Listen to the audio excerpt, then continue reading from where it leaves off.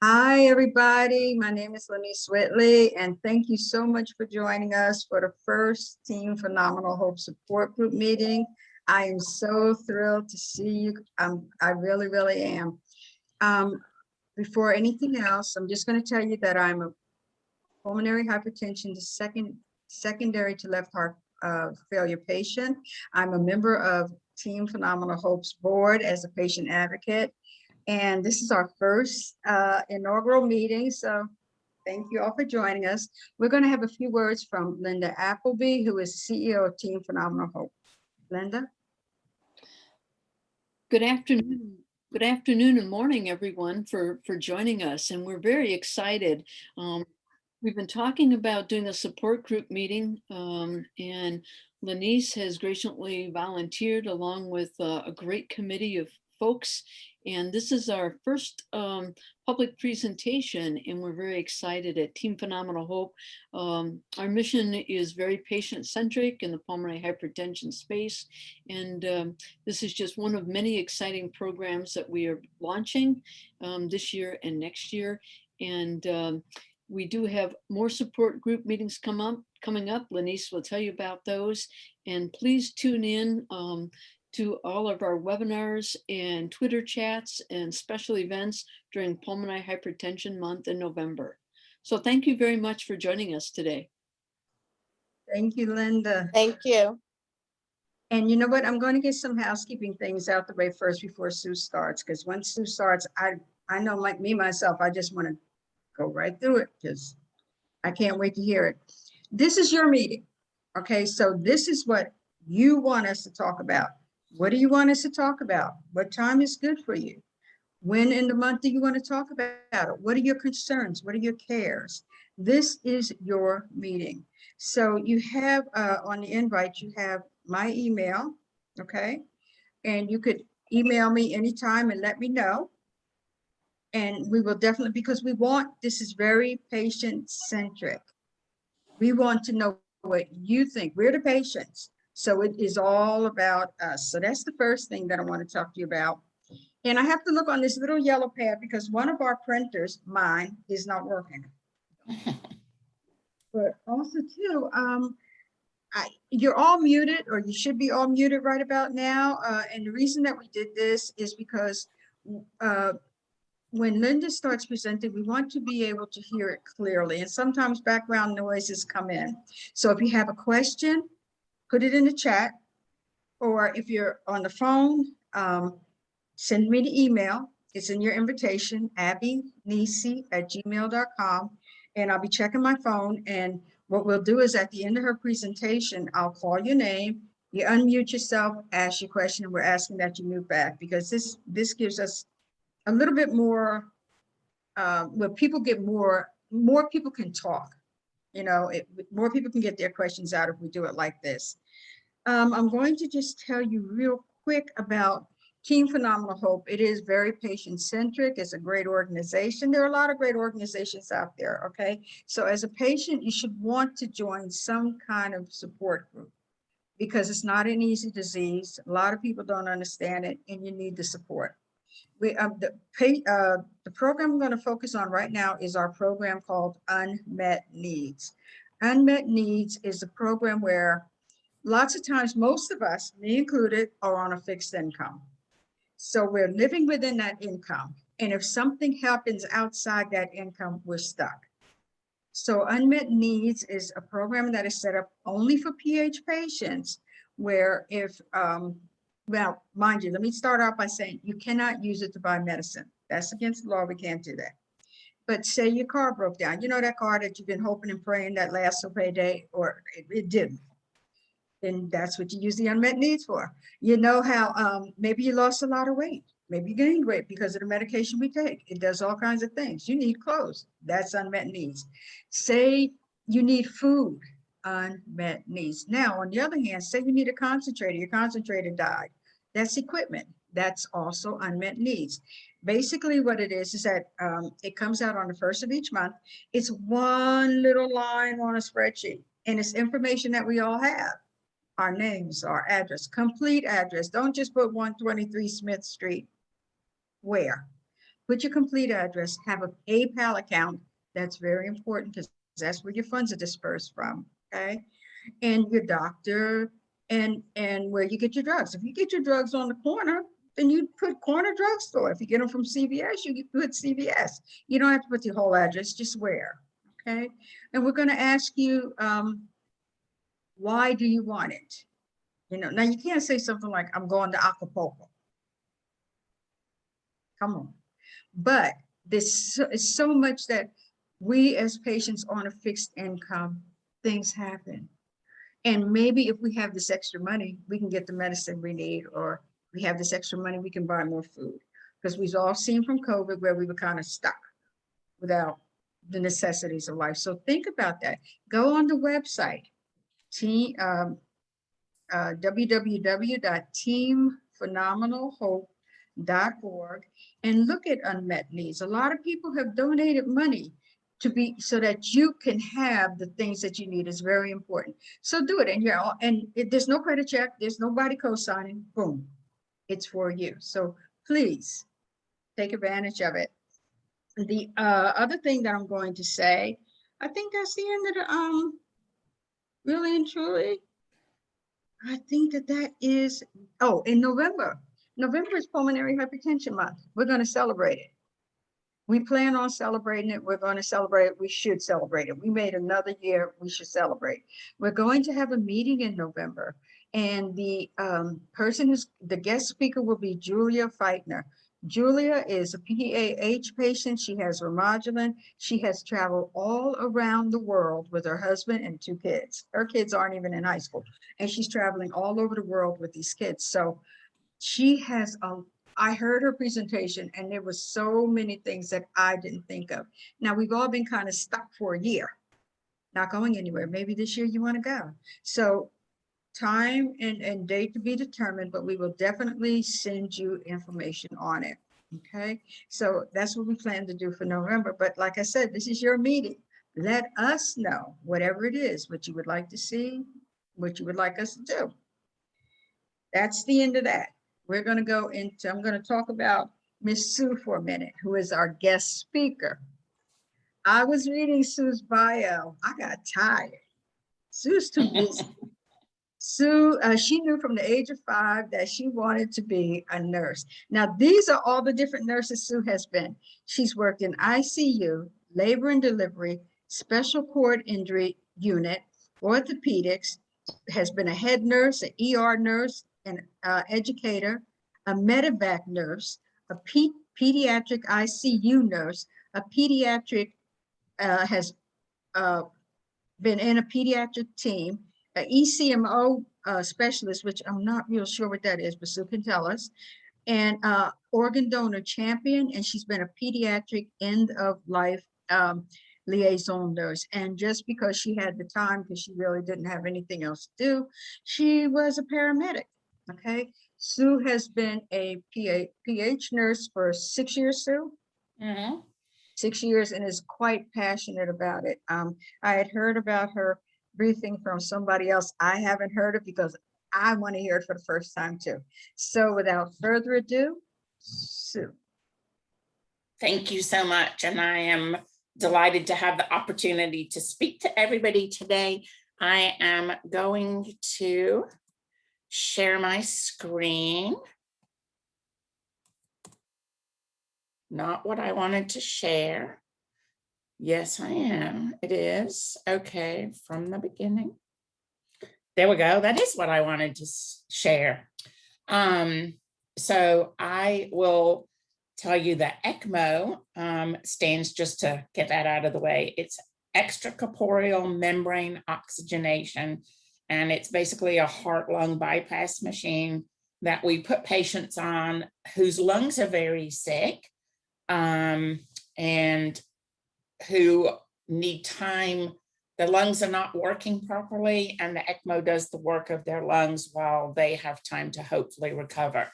And it's actually been used a lot, very successfully, interestingly, with COVID patients. And they have found that if they put COVID patients on ECMO, that they recover better than if they don't do that. So there's a little tidbit of information. you know, when you've been a nurse for a lot of years, you can have done a lot of things. And so that's why it's not necessarily that I flipped all around and done all those things, but I have been nursing now for over 40 years. And it has been a wonderful career and meant a lot to me. And I am very passionate about my patients. And I am very passionate about helping people debunk the medical information that they're getting and sort it out from an emotional and psychological perspective and that type of thing. So in that regard, I am a big patient advocate. And I just forgot what I was going to say, so that's not brilliant, but there we go. Oh, I know what I was going to say. So I don't know. I would actually be really interested, just for the record, if all of you that could would go into the chat and write down how many years you've had pulmonary hypertension, just so we see what the spread is of our patients or people that are on the support group. And you can do less than a year, 5 years, more than 5 years, more than 10 years. For those of you that have been a VH patient for a long time, you know that the very first drug that came out was called Flolan. And it was a very difficult drug. Once you started it, that's it. You were on it for the rest of your life. And that drug came out in 1995. And so I have actually known about PAH since then. That was when I was a pediatric ICU nurse, and I actually hung the first Flolan that was ever hung in the hospital I worked in on a young lady that was diagnosed with PAH. So I've actually been around the drugs for quite a long while. But we're not here today to talk about me, we're here to talk about you. And so the topic of the conversation is making yourself a priority. And as Lenny said, if you have questions, type them in the chat. What I'm going to do is go through the presentation first, and then we can take as much time as we like for questions at the end, okay? You can also email them to her if you don't have the chat feature. So PAH is, as you all know, a chronic disease. It is considered incurable but manageable. But I'll also say it's a very active disease in terms of research. There are many products that are under development and testing right now, because the goal is to improve the understanding of PAH and improve the treatment options, because that improves your quality of life. It is a physical, mental, emotional, and psychological disease. It affects every aspect of your life. And it is a family disease because it affects everybody in your family. It is rare, and it can be very hard to explain to people. There is a lot of misunderstanding. People think that it's related to just high blood pressure, but as many of you may know, the two have nothing whatsoever to do with each other. You can have low blood pressure and have PAH. You can have high blood pressure and have PAH. You can have normal blood pressure and have PAH. It is a life-changing event, and patients, depending on the doctor, do unfortunately come to understand fairly quickly that life is not ever going to be quite the same again because of this disease. And I know that many people, because of my work in the field with patients, I know that many patients have been struggling with these symptoms, which, as we all know, are very vague: fatigue, shortness of breath when you exercise, shortness of breath when you walk upstairs. And depending on the trajectory of your disease, those symptoms start slowly and they bother you. I hear this all the time. The patients have had these symptoms for 2 or 3 years. They've been going around trying to get a diagnosis, and they get really frustrated. And finally, a doctor says, we need to refer you to a specialist, and you finally get your answer. And I meet patients that have a lot of frustration because of that. You know, they are frustrated when they start to research the disease because they learn they've had it for a long time, and why didn't anybody figure this out? And I wish that I had the answer for that, but I do think it's part of advocating for yourself. Other people end up progressing and getting diagnosed very quickly. Maybe something sudden happens and you end up in the hospital, and the next thing you know, you're on an infusion and you're being told you have this terrible disease. So it definitely stops you in your tracks for a little while. And you have to regroup and reorganize life so that you can accommodate the disease. So what I want to say is that you are your number one advocate. Okay, you absolutely have to stand up for yourself and ask for information. Knowledge is power.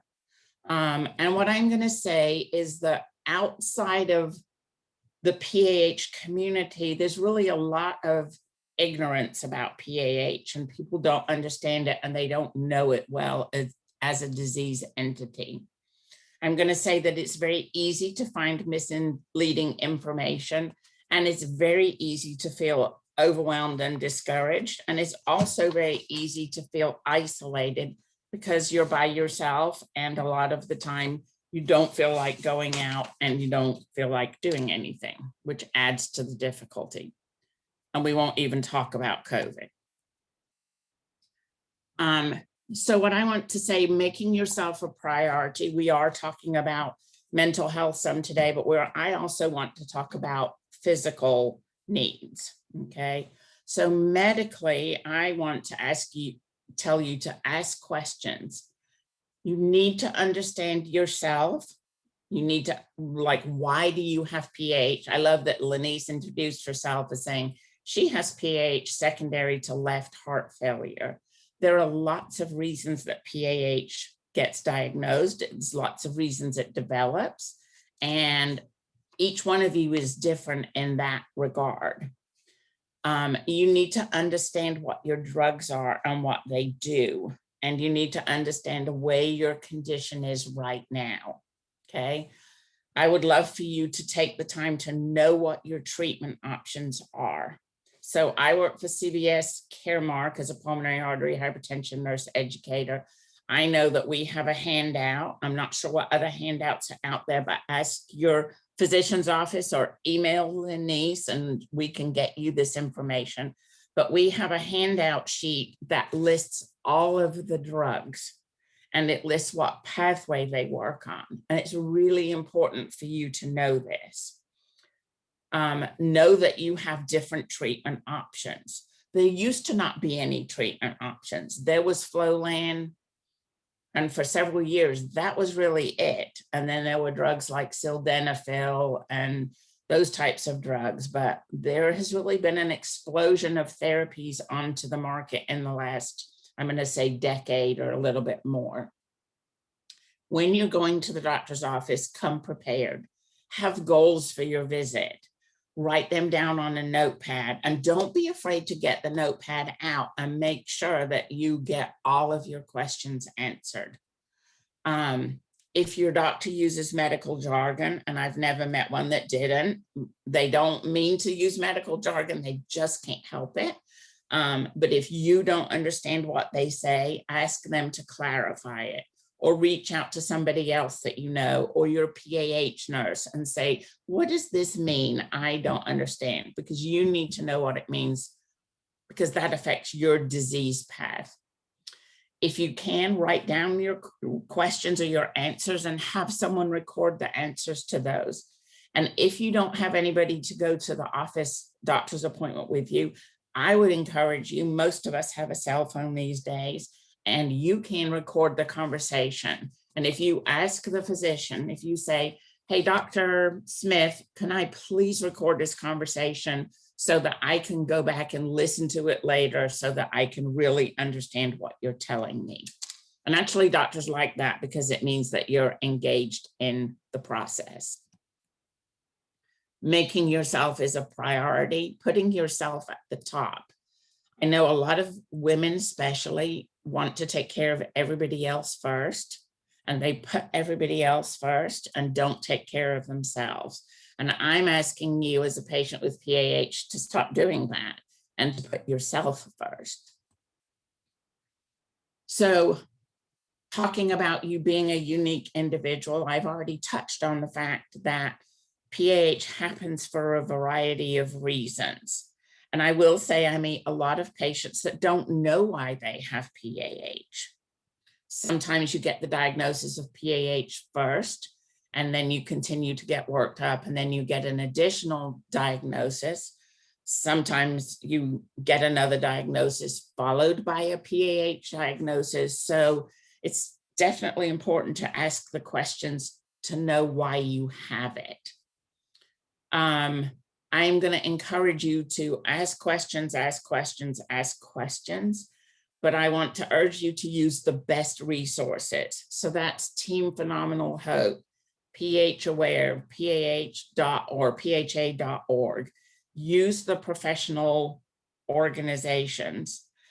I always talked, and when I was in the ICU, I used to talk about this, that people like to go to Dr. Google because he's quick and easy. And he's just right there in your living room, very convenient on your phone. And I'm also going to tell you that the first thing you get to is usually if you Google PAH, you're going to get to information from the drug companies, but there's not necessarily information up front about the disease. And there's also a lot of misinformation. And if I was to guess, I would guess that most newly diagnosed patients with PAH, the first thing they're going to look up is PAH survival, because you have just been told you have an incurable progressive disease. And so I'm going to say, if you look at PAH survival data on Google, it is not accurate. And it is not accurate because of the development of drugs. When we first started treating PAH, there was only an infusion option. And most of the research studies were done only utilizing one drug. And now we know that patients do better if they're on more than one drug. So we know that PAH has 3 already clearly identified chemical pathways that are not working correctly. And they are, if you may already know them, but it's the endothelin pathway, the nitric oxide pathway, and the prostacyclin pathway. And all of the drugs that we use to treat PAH are based on those 3 pathways. And they're based on correcting the deficits that occur in those pathways. Okay. And I didn't necessarily come today to talk about all that stuff, but I just think it's all information and it all helps empower you. Doctors are very different. They're human beings and they do tend to practice different ways. But I want you to ask your medical team about what their plans are. So, you know, you're probably overwhelmed because you've just been diagnosed with this disease and the doctor says, I want to start you on this medicine. And you say, okay. And then depending on what the medicine is they start you on, you find out that you have to have a nurse come to your home or talk to you on the phone. And that is another whole level of anxiety in and of itself, to know that this medicine is serious enough to need a nurse visit. But it's a good thing to ask your doctor, well, how will you know if this medicine's working for me?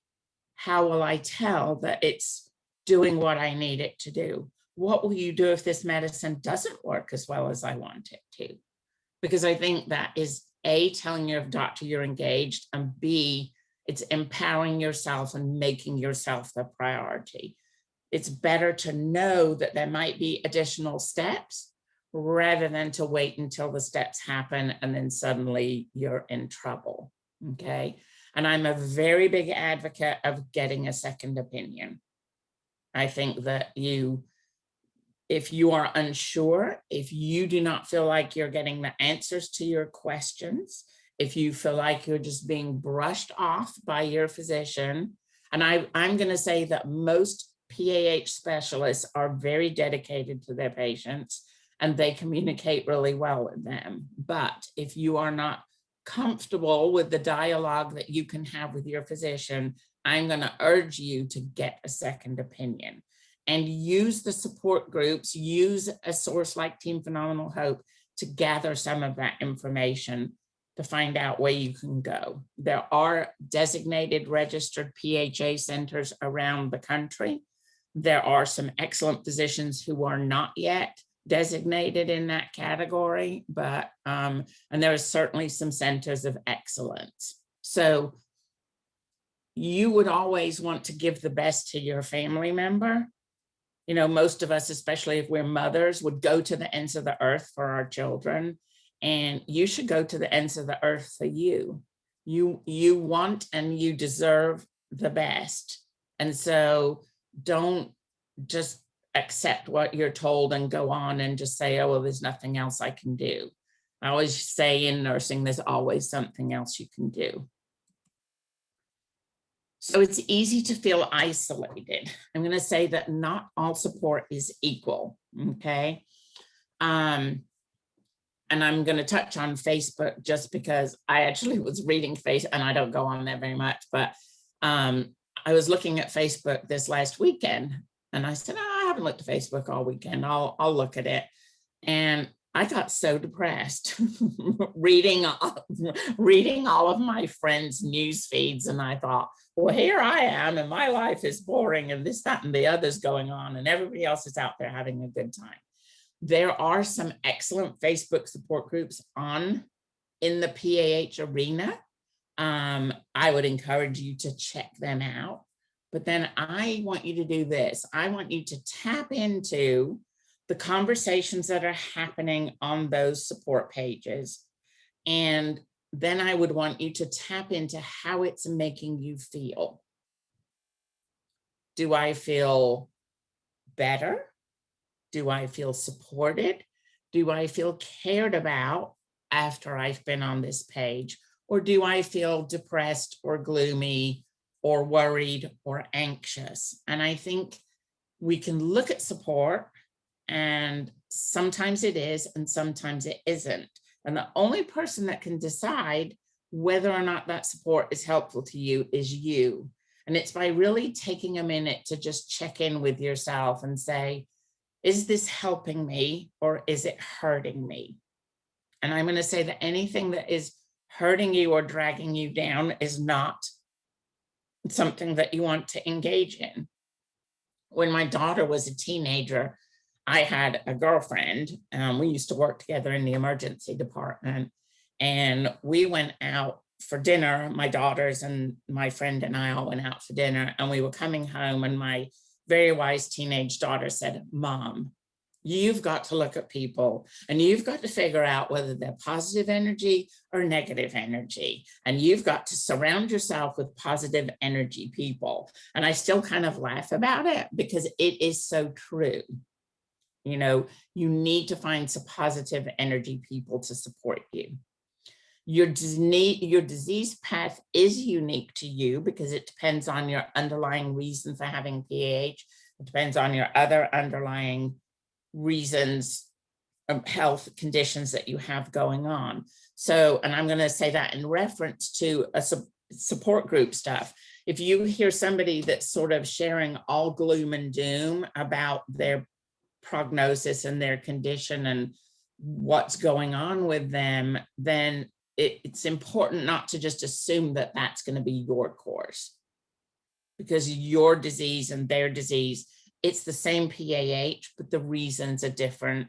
The stage of it is different. The treatment that your doctor is giving you might be different. And so, you know, you can find friends and you can find support, but it may not be the same, someone with the same disease as you.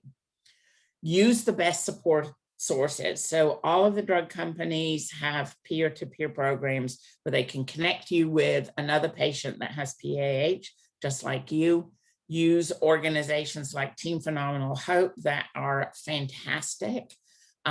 Use the PH Association, PH Aware. Use your doctor and designated PH centers and support groups. Those are the best sources of information. And, you know, if you're not particularly, I had this thought this morning, you know, I get it. I have enough of technology every day, every week, but if you are not on the internet, if you're sort of restricted in the communication abilities you have, or you're not tech savvy, And I'm just enough tech savvy to be dangerous. That's what I always say. But a computer may be the best gift you could give yourself, because then it opens up a world of information to you, just bearing in mind that you need to be careful where you're getting your information from. Okay. If someone or something drags you down, I say don't participate. And it's easy for me to say that and very hard to do it. I know I struggle with that myself. It's easy to feel overwhelmed and it's easy to feel discouraged. And I think, we all wake up when we have days where we feel good, and you have days where you just wake up feeling gloomy. Maybe you didn't sleep well last night. Maybe somebody said something that made you worry. It can be whatever it is. Maybe the neighbor's dog was barking all night. Maybe the neighbor's kids were having a party and they kept you up. But I think it's very important to recognize that that's how you feel today. And then I think you need to be intentional. And I'm going to talk about being intentional a little bit. And you need to do something good for you. I'm going to challenge you on those days when you wake up and you feel gloomy to not sit in that place and to say, I am the most important person in my life. I am going to do something for me today. It might be an extra hot, long shower. It might be a soak in the bathtub. It might be playing games on your telephone. It might be calling a friend and talking. It might be treating yourself to some chocolate. It might be going to get a good cup of coffee. Whatever is your thing that pleases you, I encourage you to do something good for you really every day, but especially on those days when you feel down, because it's very easy to spiral into those down days. You don't feel good, so you don't do anything, and then you feel worse and you feel worse and you feel worse. And I'm going to tell you that I, as a nurse in PH, I have seen patients many times, and this is kind of physical and practical. I had one lady in particular, and whenever I went to her house, she was always slouched down in the couch, and she'd sort of just given up and was feeling very depressed, and her oxygen level was always low. And I would sit her up. I'd make her sit up straight and take in some deep breaths, and her oxygen level immediately came up high, much higher. And so, when you get in those slumps, it's not just mental, it's not just emotional, it's physical. Even if you have difficulty walking a long way, and I know that's one of the biggest challenges for people with PAH, is people say to you, oh, you should exercise. Okay, I can't exercise. I can't walk from one end of my house to the other without being short of breath, or I can't walk to my mailbox without being short of breath. But what I'm going to encourage you to do is do what you can. It is well documented in medical science that walking, even for a little bit, releases more endorphins, which make you feel better. So I'm not saying walk so far that you pass out. You have to listen to your physical body as well, but get up and do what you can before your body tells you that you need to rest, and then take a little celebration that you've done that, and then do it again. And every day, take some time, as I will say, to sit up straight and breathe, because you're physically helping your body and you're emotionally helping your body. Other things that you can do to feel empowered and help keep up with everything is make a notebook or make a journal. There is an empowered patient toolkit. There are smartphone apps that you can use to track things with your disease. There are medical apps that you can put on your phone that anybody can access. And there are many free resources on the internet. And again, speak up for yourself and say what it is you need, even to your family. And then I'm going to talk a little bit. It can be very difficult with the family. And I can't see all of you on my screen, unfortunately. And I don't want to keep scrolling up and down. But it's important to educate your family and friends so that they really understand your disease as well. And I know, because I've encountered it, that people are not always understanding. People think you are being lazy. People think you're just too fat. People think that you're faking it. People think that you're not making an effort. And I'm not going to say that all people think that, but a lot of people think that, because PAH is a difficult to explain disease. And my analogy is that if I break my arm, and you can see my arm's all deformed, there's no question that I've got a broken arm. But with PAH, because it's not a commonly known disease, it's also not well understood by a lot of people. But these organizations that I've mentioned today have support resources for caregivers as well. And then I think also, as a patient, if you have someone as a caregiver that you really depend on, you do need to say to them, it's kind of like an elephant in the room, that this family member is taking care of you. And I think it's hard to say, you know what, this disease sucks. It's a not fun disease. I actually work with a physician in Atlanta, and that's what he says. This is a sucky disease. And that's why he's in it. And he's incredibly devoted to his patients and passionate about it.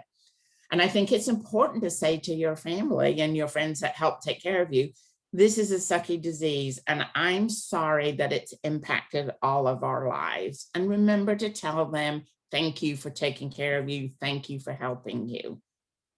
Because it can be a lot to take care of somebody with PAH, especially advanced PAH. So just remember to say thank you, and that will make you feel better. One of the things I started doing, and I've actually shared it with a couple of my physicians, and if you have a family member or a friend that says, I don't understand what you're talking about, I would like you to make a trip by a gas station, or you may already have this in your home, but it's what I call the straw exercise, okay? And so you're going to get a normal size straw, and you're not going to leave it long. You're going to cut it off, make it about 4 or 6 inches. And then you're going to get a coffee stirrer.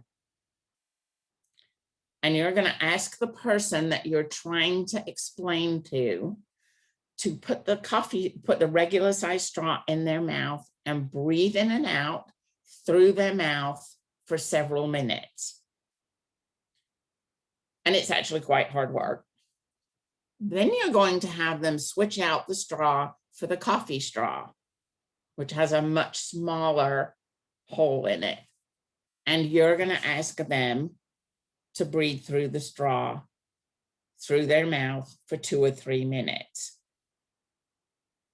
And you will find that many of them actually can't do that, or they have great difficulty. And it is very eye-opening, because all you need to say at the end of that little straw exercise is, that's what it feels like to have PAH. Even though PAH is a blood flow disease and it's the pulmonary arteries that are small, you're doing the closest I can think of to replicate what it's like trying to exert yourself and get oxygen in your lungs, get blood in your lungs. So it could be something that's very simple, but very effective for helping family and friends understand.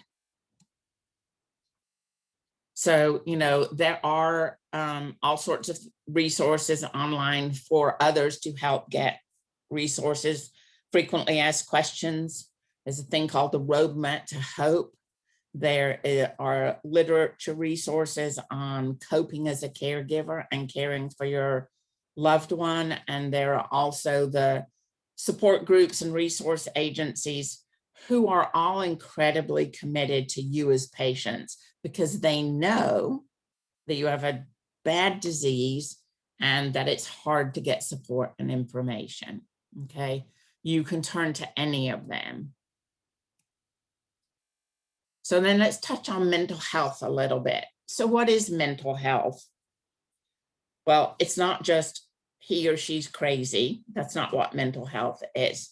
We have a physical being, we have a social being, we have a psychological being, and we have a mental being. And our mental being is all of those things. It's our emotional self, our psychological self, and our social well-being. Mental health, our mental health affects everything. And I think COVID has been eye-opening because we've all been much more isolated. You know, we don't necessarily get out and see people like we used to. We don't necessarily socialize like we used to. And if any of you are like my patients, you've been absolutely terrified to get COVID because you are afraid of what will happen. And so that has led you to be even more isolated, okay? Sorry, I'm catching up with my notes. So I think that COVID has brought this kind of front and center. I think the most important thing when we talk about mental health is to understand very clearly that that doesn't mean you're crazy, okay? That's not at all what we're talking about. So I think being aware and being intentional about focusing on your mental health. All of you have enough to focus on with your physical condition with the PAH, but you actually need to focus on you as well. How am I doing with this? How is this making me feel? And it is very easy to just block that and not allow yourself to feel those feelings, because that can be difficult to face. And that can make you feel even more isolated, even more alone, and even more depressed. There are a lot of resources out there to help. And what I practice good mental health is by being aware, by learning to tune into yourself, and by practicing taking care of your mental health for a little bit every day. So, you know, you get up, you eat, you take a bath, you get dressed, you do physical things to take care of your physical self. I want to urge you to take a time every day to take care of your mental self. That can be spiritual, it can be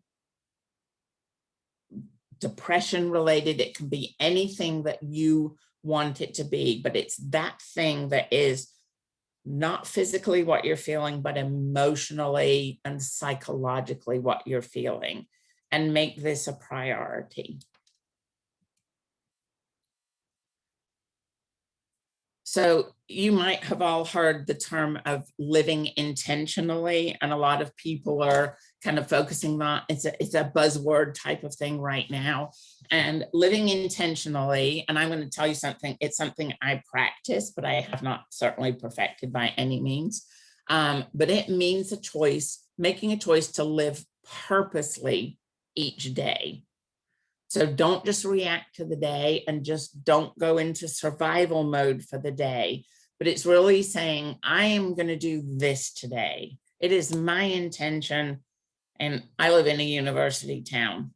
So we have tons and tons of kids that go to the grocery store in their pajamas. That's not living, well, it might be living intentionally for some of them, but living intentionally is saying, I'm going to get dressed today. I'm going to make myself look nice today. I'm going to take 30 minutes to meditate or do yoga or do deep breathing or go for a walk or even watch something on television that takes me out of my own self, not the news, not a series, but if you've got access to it, something that makes you escape to a different environment, like a travel show or a geography show. Lenise was talking about travel, and we all have not done very much of it. Well, you can travel in your own living room. And I actually learned that by coming home at the end of the day after a 12-hour shift in the pediatric ICU. And sometimes I would watch these documentaries on, I remember the one where it hit me like a ton of bricks. It was on the Himalayas. And I watched, and I had a rough day, and I watched this program and I thought, oh, that just made me forget about everything. There weren't a lot of people on it. It was stunning scenery with some commentary, and it just was so different from anything in my life. So you can do something intentional like that every day. And it's setting a goal for yourself. Don't make a day's plan that's too big and too long. Just say, I'm going to do these things every day. Start. Maybe it's doing a devotional every day. If you're a prayer person, maybe it's praying every day. Maybe it's reading a book every day. Just something that stops you from, as I'll say, being in your own head. Okay, because being in your own head can be difficult. You can get really stuck there. So there's a lot of information about the mind-body connection. And it is well proven that meditation helps. And I'm going to share one study I learned about. So it was for patients. It was about whether or not meditation helped. And the question was, did meditation help physical things? And so you've all heard of the skin condition psoriasis, and it's not severe like PAH, but it's very socially impactful and awkward, and people are very uncomfortable with that disease. And they were doing a research study using sunshine. So these patients were going to a tanning bed, not like a commercial tanning bed, but a specially set up one. And they would just dress in whatever it was that they dressed in, and they would expose their psoriasis patches to the sunlight. It wasn't the burning sunlight. And they actually found that the sunlight helped the psoriasis clear up. Okay. But here's the next interesting thing they did. They split the group of patients into two. And they said, we are going to ask half of these people to meditate while they're in the sunlight. And we are going to have the other half not meditate while they're in the sunlight. So they taught the patients how to do a brief meditation. And you know what they found? There was a 25% improvement in the healing of the psoriasis in the group of people that meditated. So that's a very useful thing. So some ideas to investigate to help with your psychological, emotional well-being is something called stream of consciousness journaling.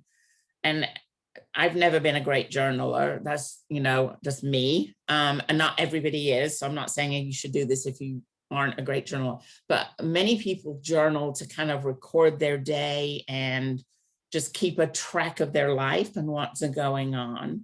Stream of conscious journaling is a little bit different. And it's really useful when you're frustrated by something. My mother used to say this word, mithered. Mithered means you're all just like, I don't know what to do to get out of it. I think it's the best word ever. It's really good for when you're mithered. It's really good for when you just can't get yourself motivated for the day. And what you do in stream of conscious journaling is you write, and you write down every word that comes in your head. You're not trying to make a record of your day. You're trying to empty your mind of all the things that are holding you down. So, I'm tired today. I don't feel good. The weather looks hot. The weather looks crappy outside. I'm so mad at Mary because she said something that hurts my feelings. I'm worried about Christmas. I'm worried about how I'm going to afford my medicines. I'd really like to do. It's just whatever comes in your brain. It doesn't have to make sense. And the purpose is not necessarily to go back and read over it at all. The purpose is to just write it all down to clear your mind. So that's one thing. Mindfulness is another tool or technique. And being mindful every day is checking in with yourself. It's paying attention to how you're feeling. And so many of us just go about our day and we just physically do the things we have to. We're maybe task saturated, task oriented. We're worried about this, we're worried about that, but we never stop and check in with ourselves and say, how am I feeling? How am I doing? Should I be doing something different for myself? And is my body telling me it's craving something or needing something? And so mindfulness is very useful. Neurofeedback, and there are a lot of neurofeedback practitioners in the country. Most of them do charge a fee, but the strategy of neurofeedback is similar to meditation. And what you're doing in neurofeedback is you are intentionally putting on some headphones, shutting out all the background noise, and listening to music that you like. And what you're doing in the exercise, and I've actually done this, it's very, very helpful, is you are learning to only focus on the music. And so you focus on the music, you're deep breathing, you have your eyes closed, you're sitting quietly. And if a thought or a sound comes into your brain, you say, go away, I'm focusing on the music. And you do have to learn to do it. But if you will do that, you will find that that's another effective way of actually bringing down your stress, bringing down your cortisol level, which we all know drives up blood sugar, and it has a very good effect on calming you. And you can learn to do that wherever you are. And then meditation is not where we have to all sit cross-legged on the floor, and we don't have to say, and you don't have to hold your fingers up like this and, get into those awkward poses that I think some of us think about meditation as being. Meditation is the act of intentionally sitting in a place of quiet or with music, if that's better for you, and focusing on your body and your breathing. And so all of these are learned things. I'm not going to say that any of you would be able to do these quickly or easily. They take practice. But for mindfulness, you're going to sit there and you're going to go through a body check, and then you're just going to really start to focus on your breath in and out. And that's all you're trying to focus on. And if other thoughts come in your brain, you tell them to go away. I'm focusing on my breathing. And meditation actually is psychologically, emotionally, mentally really good for you. But those deep breathing exercises are also really good for your lungs. And it's not necessarily that you're taking deep breaths, but you are actually focusing on your breathing, which is good for you. There are gentle exercise classes like yoga, Tai Chi, and Pilates.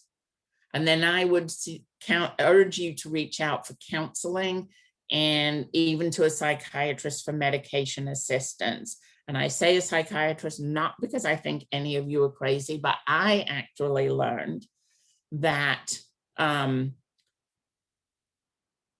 many primary care physicians do not have expertise in managing antidepressants, anti-anxiety drugs, all of those kind of things. And a psychiatrist is not somebody that you lay on the couch and talk to. It's actually somebody that helps you with your medicines. So what I'm going to do, I'm going to go back and say that, one of the questions for yourself is, or one of the things to acknowledge, is that many, many patients with PAH have depression. It is called situational depression.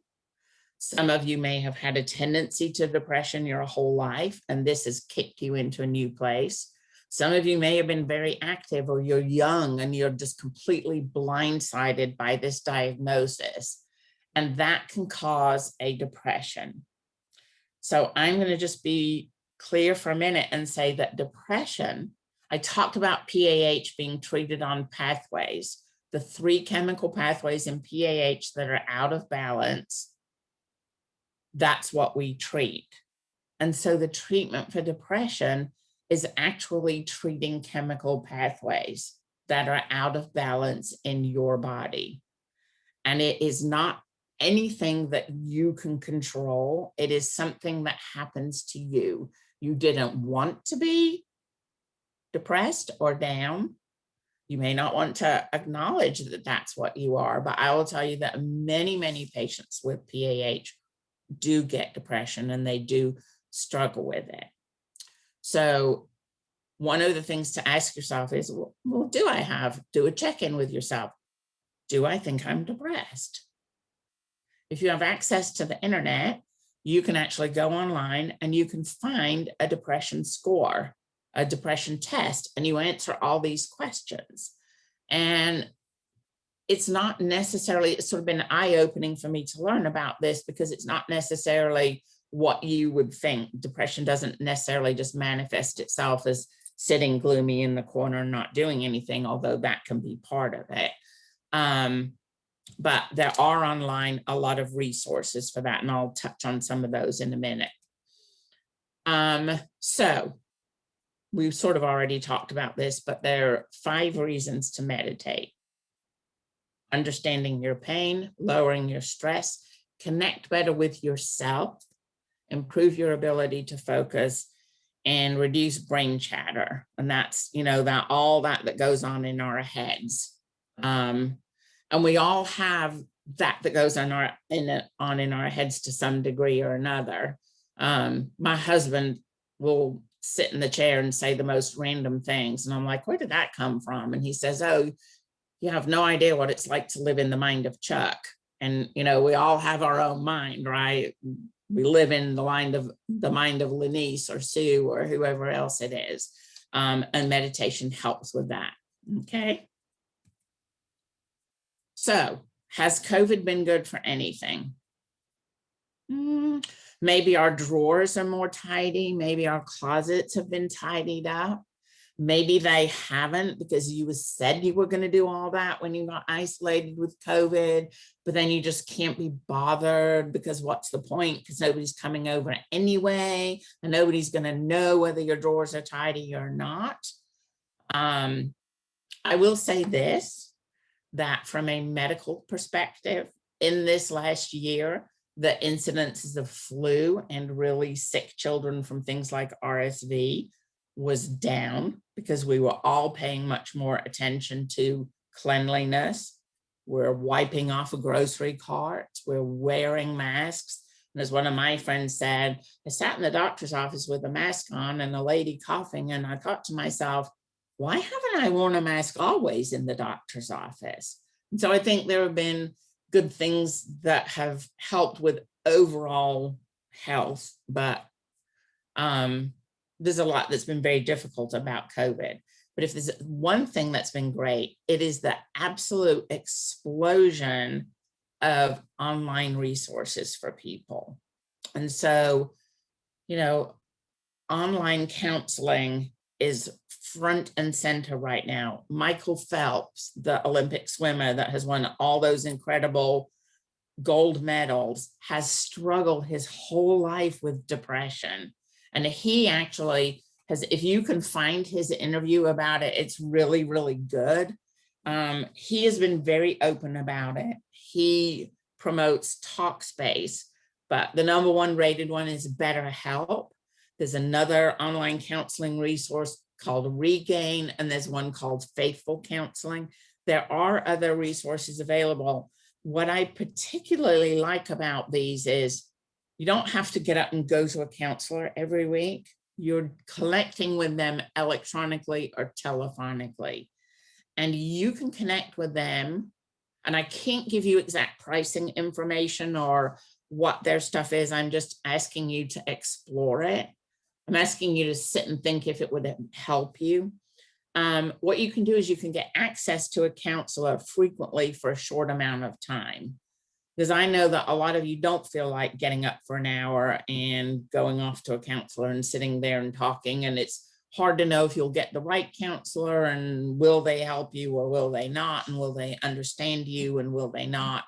But doing it online, you can actually explore different people, and you can agree to talk with them once a week, twice a week. You can set it up where you can just text them if you're suddenly having a really bad day, and they can talk to you and talk through how you're feeling.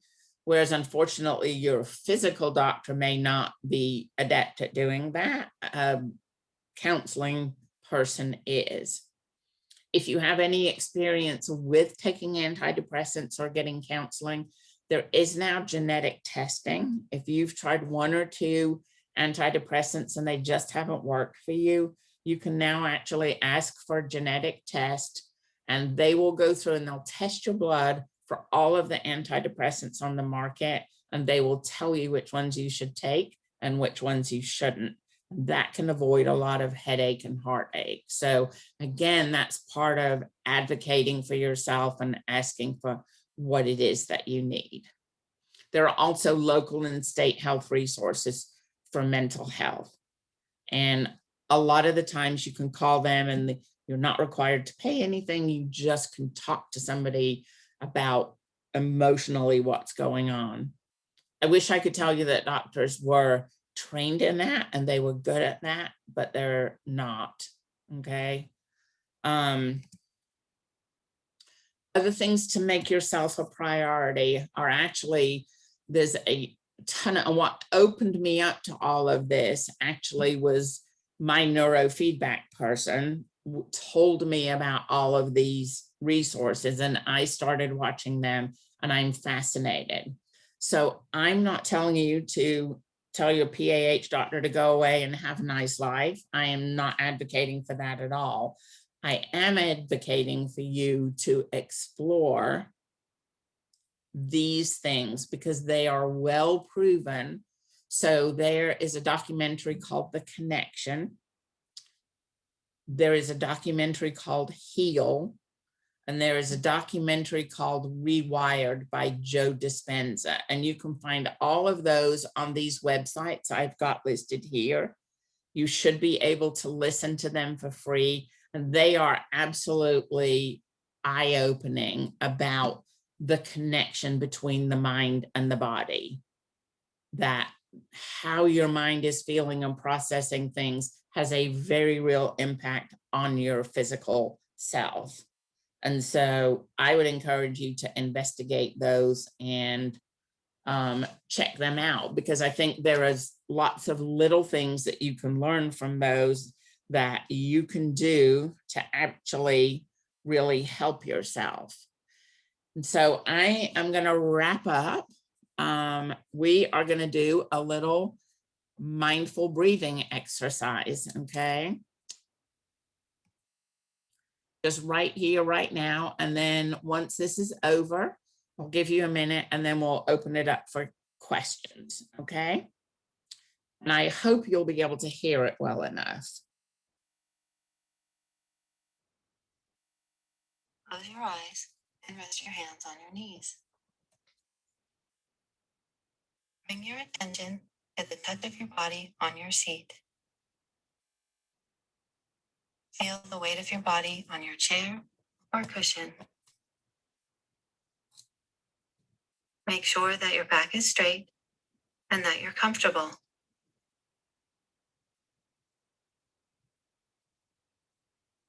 Take a few deep breaths. While you're breathing deeply, relax your shoulders, your stomach muscles, the muscles in your face, your hands, and your legs. Let go of all the tightness in your body.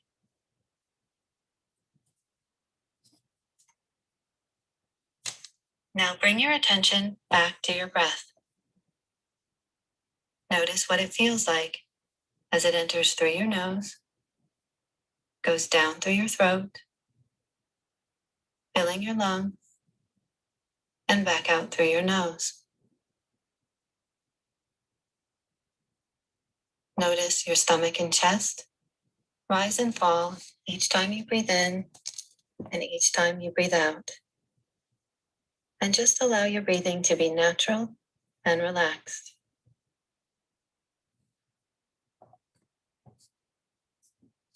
Now bring your attention to the feeling of your breath in your nose. Feel your breath as it comes in and goes out. Just focus on this sensation, paying attention to each time you breathe in and each time you breathe out.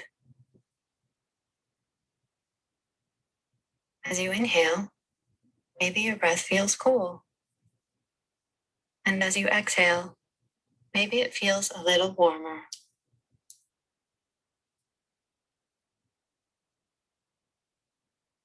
When your mind wanders, or if you become distracted, just notice what's going on in your head, and then gently bring your attention back to your breath, going in and out. Focus on the feeling of your breath and allow thoughts and feelings to come and go in the background.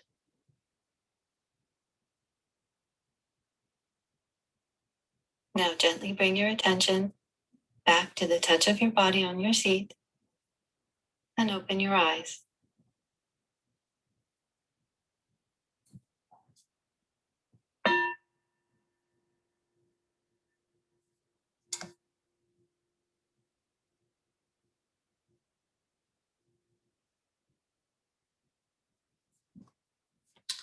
And that's the end of it. That's a very simple little exercise that I would encourage you to start doing something like that every day. There are apps that you can, oops, sorry.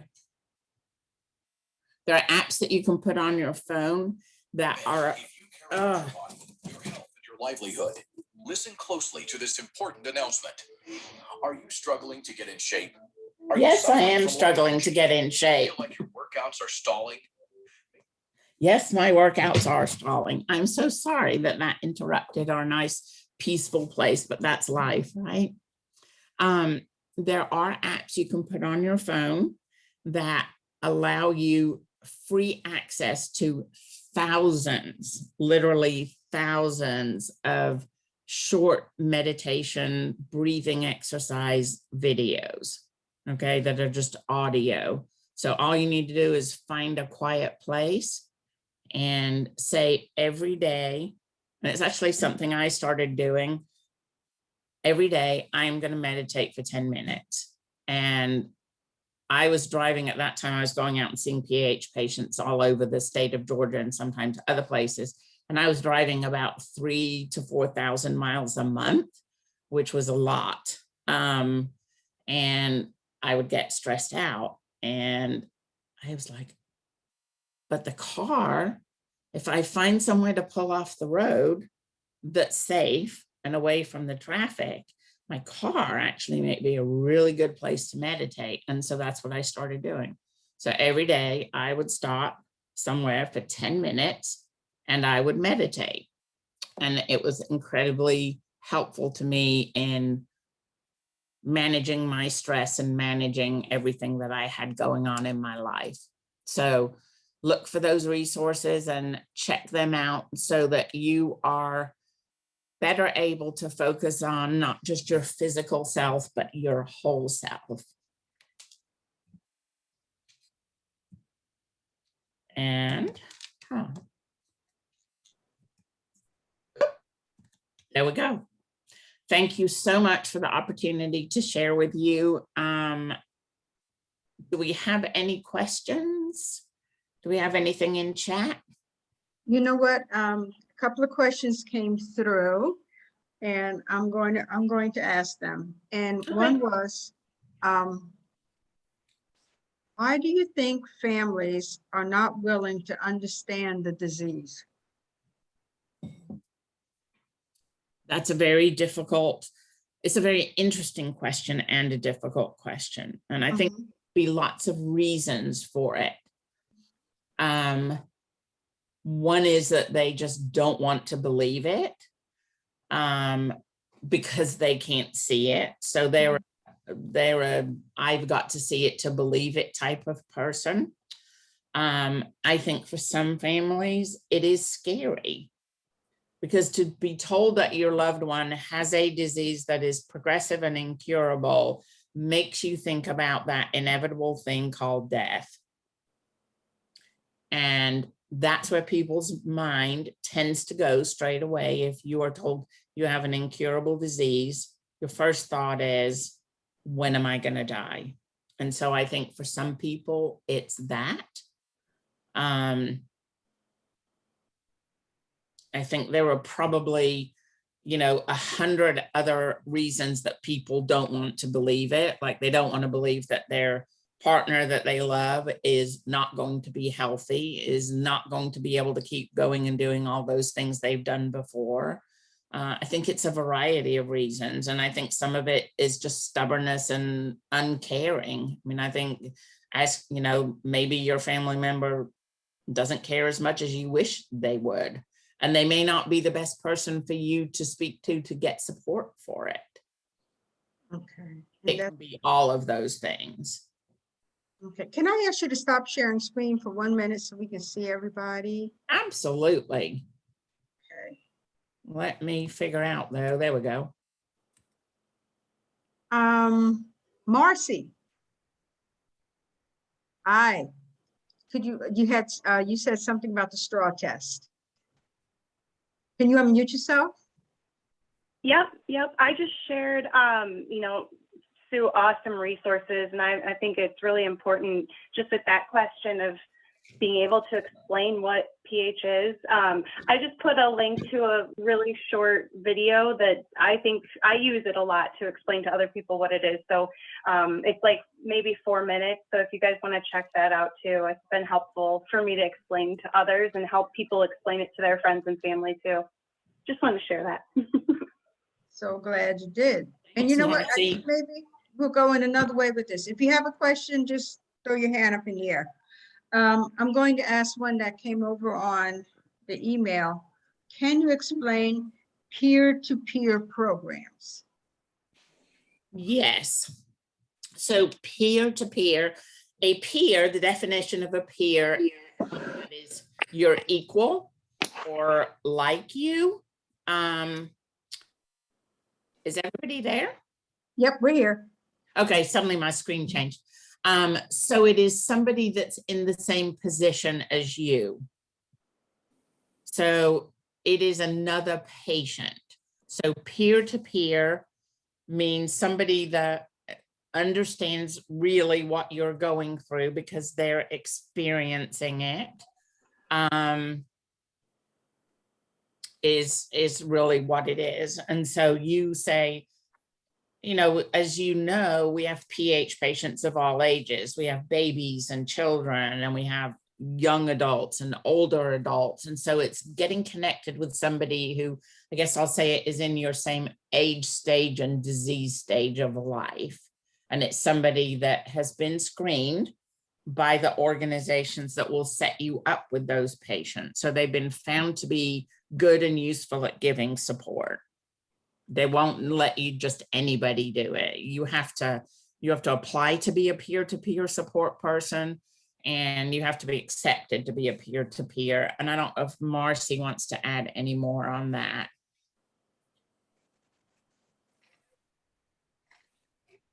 Yeah, I mean, no, you hit it the nail on the head. So yeah, just being able to talk to others that are in similar situations. I've talked to so many people that have found that really helpful. And I think right here, just the support group is a huge resource, but then connecting even, one-on-one with your peers. Okay. Marcia Brown, you have a question? Yes, just a comment to the very first question about family members not receiving to care. I have a situation with I thought the family member was the same way, but only to find out months after that he was crying to his wife and talking all these things about Marcia being sick and Marcia dying. So maybe they're showing you a face that is not their real face, In the person who asked, maybe they're showing you just for them to keep from not breaking down in front of you. They're showing you the face for each other. So I found out that in my situation, I had the wrong opinion based on what I was seeing, but really what it wasn't that. I think that's a really good observation that somebody can try to show you one face because they think they're protecting you.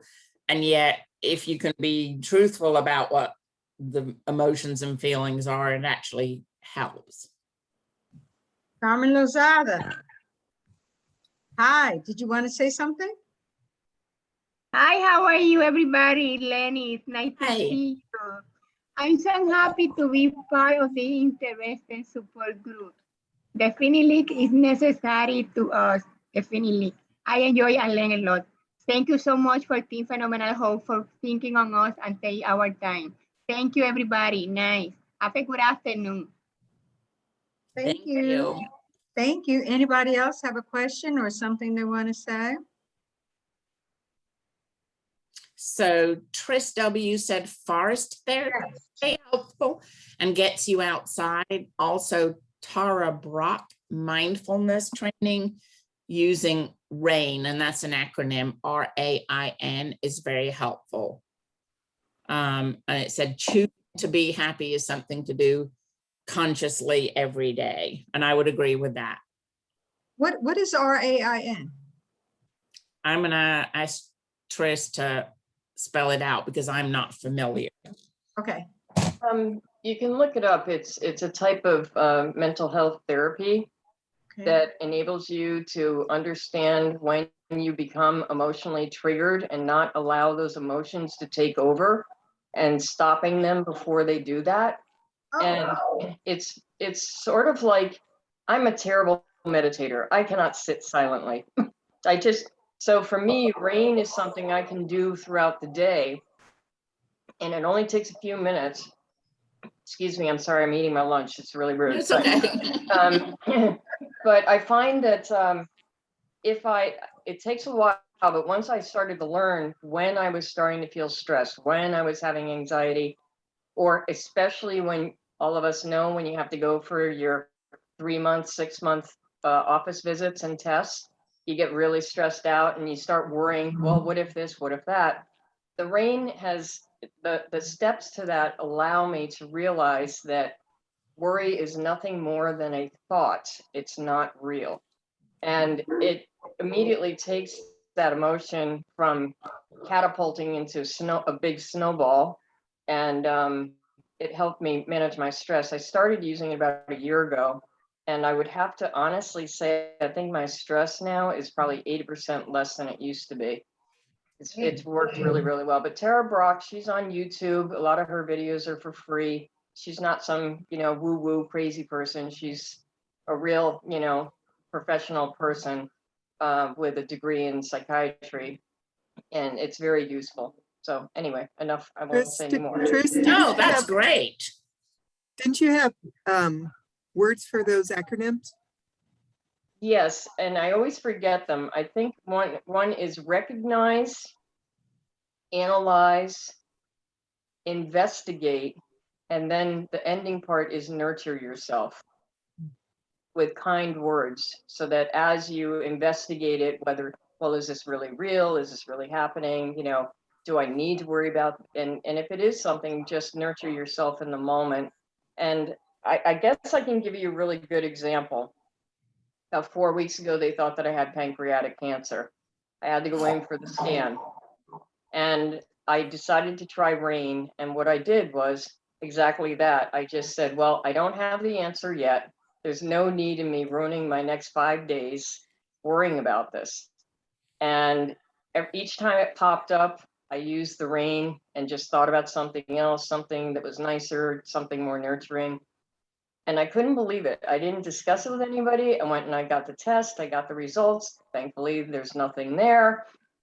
But it was like, wow, that was the first time I really used it in a really difficult situation. And it really, really helped me a lot. And the forest bathing, forest therapy, it's essentially doing sort of like RAIN, but you go outside, you can sit on your patio. You don't have to walk, but if you can go to a park or even in your backyard or somewhere where you can see nature, they get you to they do an invitation. That's an example. They may say, I want you to close your eyes and feel the wind and think of all the sensations that the wind has on your body. And just doing 10 minutes of that, I call it like a sense safari. You just suddenly forget about everything, and you're not really meditating, but you are. So for me, it works because I just can't sit because then my thoughts go blah, blah, blah, blah.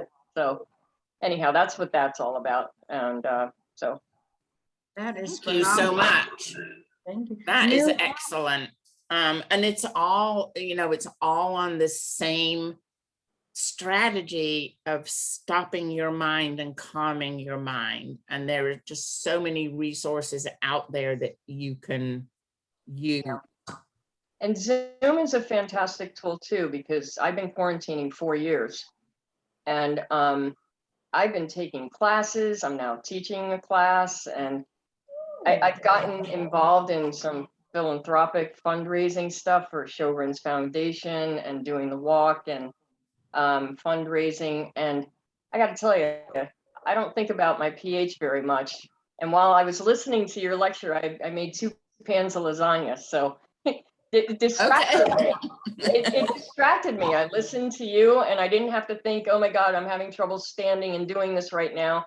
So if you can find distractions to do your chores, I found that kind of helps too. So anyway, those are my tips. I'll stop talking. I'm sorry. No, don't apologize. This group is for you. And quite frankly, when you just said you made 2 pans of lasagna, I hate to say it. I should be ashamed to say it, but well, whatever, I'm not. I don't want to clean my house unless I can watch something on TV. I mean, it's just boring. You got to have something to do besides move a broom. So I'm really thrilled with that. That's an amazing thing. And RAIN stands for recognize, analyze, invest, and nurture yourself, which we all need to do. And by the way, just for the heck of it, Kyra, girl, you are rocking that hair. Just want to say, okay. Anybody else have anything? Thank you. You're so welcome.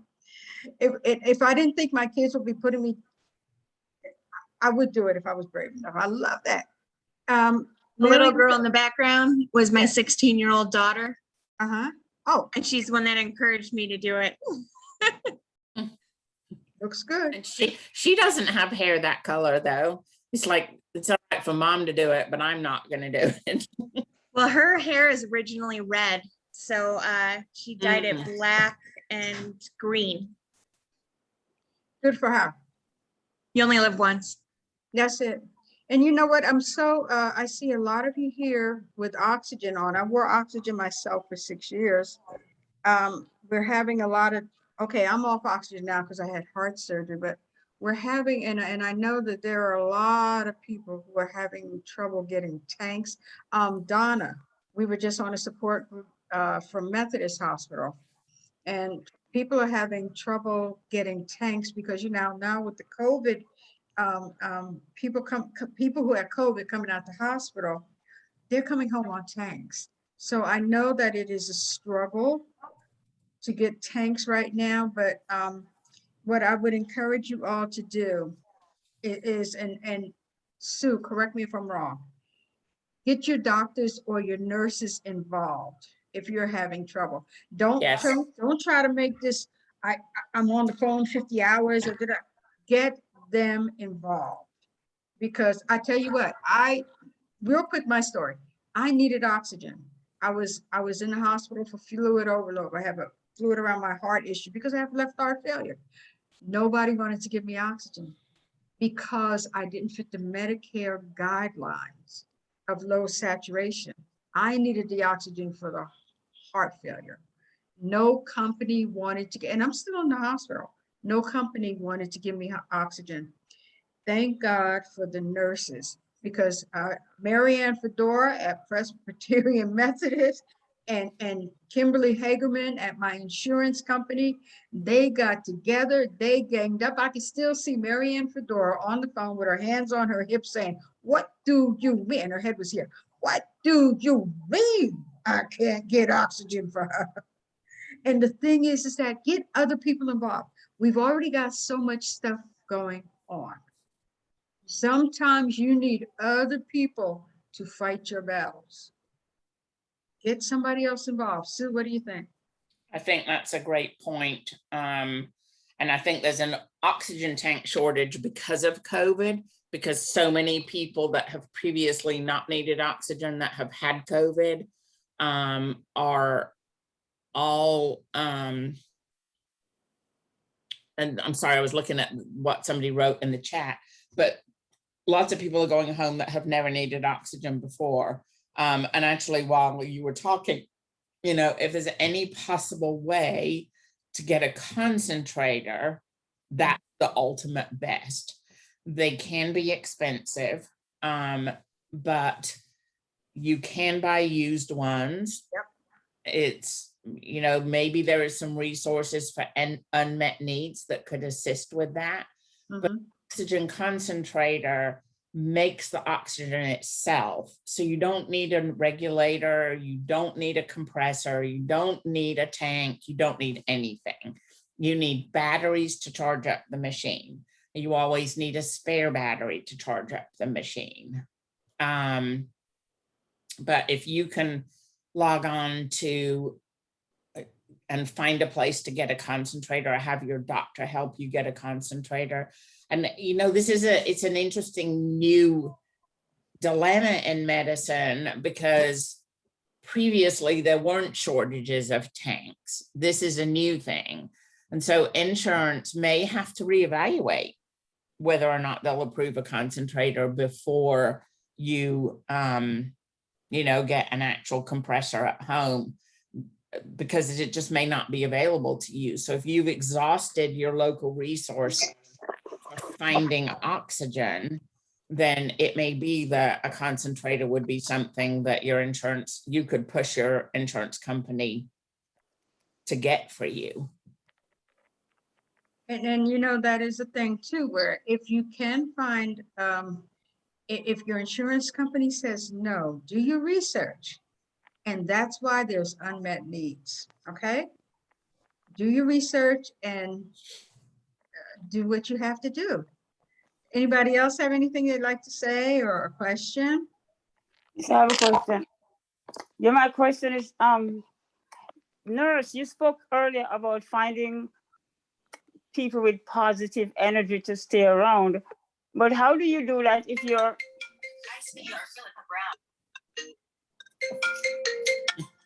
Oh, Marcia. Yeah, I somebody called, and how do you do that if part of your care team gives off negative energy, so to speak? You know, how do you stay away from, I understand staying away from negative people, but if one or two of them are part of your care team, how do you get around that? Do you have anybody in your care team or your life that is positive? Yes, most of them, actually. And the people that are negative, do they live in your same house? No. Okay. So, I mean, I think you can do it without being rude. But I just think that you have to start standing up for yourself and just saying, you know, I'm sorry, I don't feel like talking to you today. Or a visit from you wouldn't be helpful to me, you know, if they're people that come and see you. But are you talking about doctors and nurses, family member caregivers? No, not doctors and nurses, family members who would come around occasionally to help out. Say that last bit again. Family members who would come around to help out. Okay. Do you have to have them helping you out? Could you survive without them helping you? Yes. Yes. They don't have to be here, but but how do you say, I'm coming over to help clean your place? How do I say, like, no, thank you? I mean, you know what I'm saying? They come over. Okay. It is very hard. I'm not saying it's easy. Oh, did you send me a direct message? No, I was trying to, but then phone rang and cut off. Sorry. Let me send you one. Honestly, for me, it's come down to what is the best thing for me. I personally don't want anyone around me who's going to be negative. I'm sorry, I don't have time for it. I don't have patience for it. I don't have to like you. You're not paying my rent. You're not buying my food. I sleep by myself. So So how, I really don't need it. We've spoken, there's too many people that like you. I mean, I like you. There's too many people that like you. Also, that's why you need a good support group, because all family is not always going to understand. Friends are not always going to understand.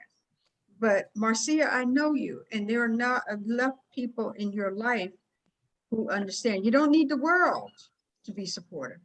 If you right. even have just that one who is supportive, you've got something. Don't worry about people who are not supportive. If they don't want to be supportive, then they don't want to be supportive. You can't make them. Just move on, girl. Yeah, It's not so much support if the person would call and say, I'm coming over to do X, Y, and Z, you know, they know I need that done. But it's not really not supportive. It's more of a negative energy. You're all complaining about stuff, and you know, it's like oh, for the next hour I have to listen to this, you know, that type of You thing. don't. Where do you have to listen to that? You just say, no, thank you. I got that taken care of. See, my mother was from the South. You can say it really, really nice and not even, Okay. just no, I just no. think, Marcia, I put my phone number in there for you, okay? So Oh, okay, call me. So just jot that down. I think it is difficult. I mean, really, even if they're your family, they don't have the right to come in your house without you inviting them. And maybe that's the first place to take control. So you're not saying your negative energy, you're not confronting what the difficult things are in the energy, but the first thing is you give them permission to come into your house. Okay. It may be because it's invasive, even though people are trying to be helpful. It's invasive if they just invite themselves into your house and they're sort of unwanted in that time and space.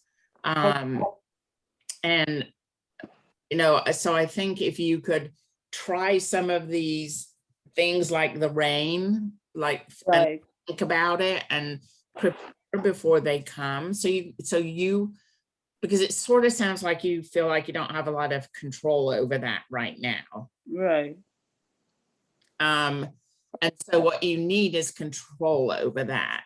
And the first way for you to control it is, well, I'll tell you this, one of the hugest first ways to control it is to recognize and acknowledge that you have people that are in your life that are helping you but have a negative impact. Just owning that is huge. Okay. And then the second thing is your home is sacred. It's your space. Okay. And you may need to find a way to build yourself up or protect yourself from what they're saying while you're there. And it may be through prayer or meditation or doing the rain exercise or whatever it is. But if the physical help is important, then I would ask you to control when the physical help comes and then learn to respond in a way that doesn't get you down to the negative energy. Absolutely. Okay. Yeah. Okay. Very good pointers. And Jody, I think it was Jody had a question. I was just going to say, some people don't realize that they're negative when they talk, and that might be something to maybe mention to them or say, hey, is there something good that happened to you today? Okay. Or things like that, kind of bring it to their awareness. And, you know, if that doesn't work, then, you know, try the other things. Okay. There are some people that that's just how their day goes. And, yeah. Right. Okay. Doreen, did you raise your hand? No? Okay. All right. Anybody? Okay, Kyra. It was me, but There we go. Who was it? I'm sorry. I saw Kyra. I'll come back to you, Marcia. Kyra. Sorry, it was me, but a lady came up with my answers where she said about the family. Yes, sometimes you like the family to come around because you feel comfortable because they are your family. But sometimes the negative things they do and say really make you feel down. and you really got to like look out for it. Sometimes you got to say something to them, and then you find out it is so harsh what you said. Then you feel guilty of what you said. But at that time, you ain't say it in a bad way, but you say it for what they say or what they do, because they do not realize your condition. And if them then they get to realize the condition, or you go right down to the nitty-gritty of how you feel and what you're going through, then it like it click in them head, okay, let me put myself in that person's shoe. And they would know, because that's how my daughter was when I first came down with this, because I suffer with high blood pressure to my lungs. And she used to say, as my representative said before, they think I was faking it when I feeling lazy or I don't want to do nothing, but I wasn't faking. It was the way the body felt. And I had to tell her what it is, as much as she was my daughter, till she get it into her head then what I really going through. So as you say, you got to ignore them, watch TV or listen to some gospel music or do something and just cut them off. And when they see that you ignoring them or you ain't paying them much attention, then they come to they come to grips what you are talking about and the way you feel. So don't feel bad about that. Sometimes, as she said, if you got to kick them out your house, just kick them out. Just tell them go, go. Kyra, you had something, you had your hand up for a minute. You muted. There. Okay. Sorry, here we go. I gotta say this and then I gotta go. My daughter has a COVID test. I know from personal experience how it is when you, well, I'm 37 years old. I had to think about that for a second. I have a 16-year-old daughter. When I got diagnosed, we were forced to move in with my parents. So it's hard when you're in that position where you're dependent on somebody else to be able to ignore those toxic environments. Yes. And I had to learn through therapy that sometimes you need to just kind of emotionally remove yourself from that situation and just accept that that's how they are. And there's nothing you can do to change that, and just try to be there for that person and just not, and it takes a lot of practice, but to try not to let it affect your own mood and your own outlook on things. Very good point. And so Sue, anybody else with a question? Because if not, we're going to go to Sue for closing remarks. You guys have a good day. I got to go. Okay. All right. Thank you for coming. Come back again sometime. Thanks. I will for sure. We'll have chips and dips. No, we won't. Let me stop on. So I just want to say thank you for the opportunity. Great discussion. You know, the struggles that all of you have are very real. For me as a PAH nurse, if my patient tells me they're having trouble with their family, I say, invite your family over when I come for a visit, and I will talk to them, because sometimes it can be an outside person that can help them understand.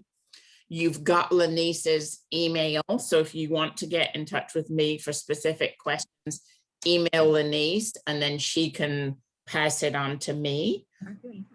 And I am very honored to listen to all of your feedback and listen to your ideas, and I'm thrilled to have been able to have this first support group meeting with you. Thank you so much. Thank you so much. Thank you. Thank you. Thank you. Thank you. Thank you. Thank you. Thank you so Thank much. you. My pleasure. And everybody, we hope to see you back in November. But again, this is your meeting. Don't let me be, because so let me know what you would like to see and let us know what's going on. Polly, I read your chat. Thank you all for coming, and hey, be safe out there, wear your mask, do what you're supposed to do, but thank you so much for coming. You're all part of our first support group. Thank you. Yay. Yay. Thank you. Thank you. Thank you so much. Hey. Okay. Thank you Everybody, take care. Thank you so Bye. much. It was so awesome. I had to come back. Thank